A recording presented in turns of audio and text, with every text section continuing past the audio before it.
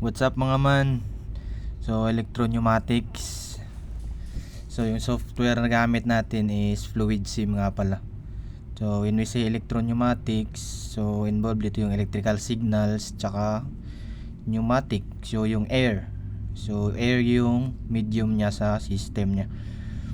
So yung application na gagawin natin dito ay yung basic lang, yung may actuating cylinder, double actuating cylinder na forward tsaka retract lang.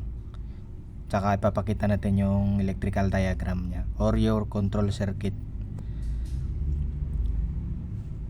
So dito may makikita kayong triangle sa baba. Yan yung symbol ng compressor sa Fluid Sim. Tsaka yung yung dalawa na yan yung one way flow control valve nya. Yung combination siya ng check valve tsaka throttle valve. So ang purpose niyan mga man is yung i-restrict nya or i-control nya yung air na dadalo dyan papunta sa actuating cylinder natin. So dyan yan yung solenoid valve na. So may in-uncheck lang tayo dyan kasi di natin yan gagamitin yung spring return nya tsaka yung pilot, i-uncheck mo lang yun. So sa solenoid valve pala, yung pag-read niyan is number of ports tsaka number of position nya. So kung makikita nyo dyan, mayroon siyang 5 ports tsaka 2 position, yung dalawang baga hatiin mo yan, dalawang box sa position ba. So mamaya makikita nyo pag nag-trigger yan. So yan nga pala 5x2 solenoid valve. Generally nga pala yung 1 tsaka 3 or odd tsaka even numbers. Yung odd numbers is yun yung inlet, tsaka yung even numbers yun yung exhaust ports nya. So dyan kino-configure na natin yung solenoid valve nya, Y1 tsaka Y2, and then configure din natin yung actuating cylinder natin.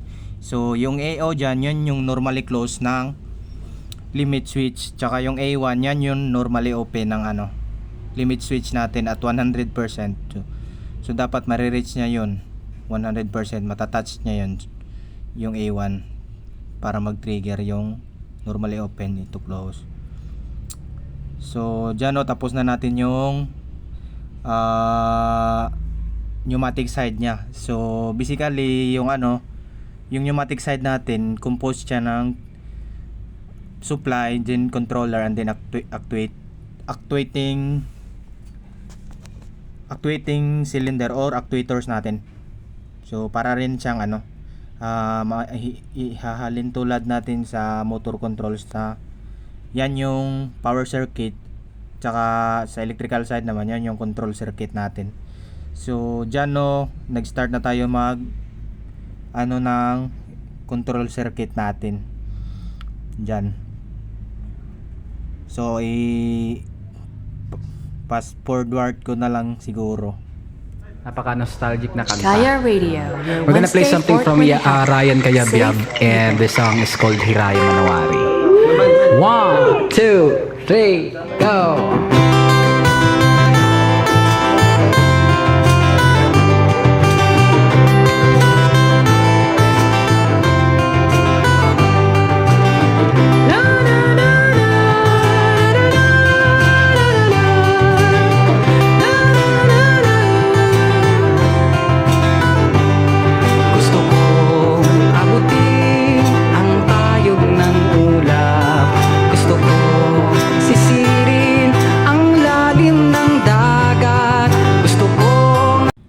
So mga man, patapos na yung natin control circuit. So mapapansin nyo, pa-vertical yung control circuit natin, yung diagram. So European standard kasi yung sinusunod natin. Dalawa kasi yan, yung DIN tsaka ANSI. ANSI is yung pa-horizontal, yung American National Standard Institute, tsaka yung DIN yung pang-European standard. So mapapansin nyo sa diagram, meron tayong dalawang coil ng relay, dalawang solenoid valve, tsaka push buttons, tsaka mga contacts.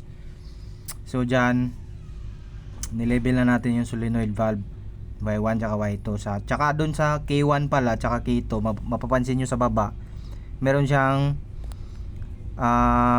normally open contacts na may numbering yung 4 sa K1 indication yan na yung auxiliary contact ng K1 is nasa column 4 same din sa K2 so yung contacts na normally open niya is nasa column 5 so ini-start na natin yun mabilis so i-adjust muna natin yung flow sa flow control valve natin para smooth lang yung andar na actuating cylinder natin. Yan nga pala yung check valve natin. Yan.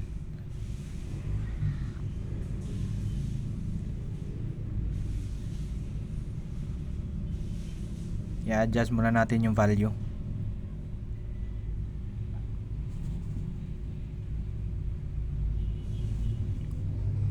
Same value lang din sa kabila.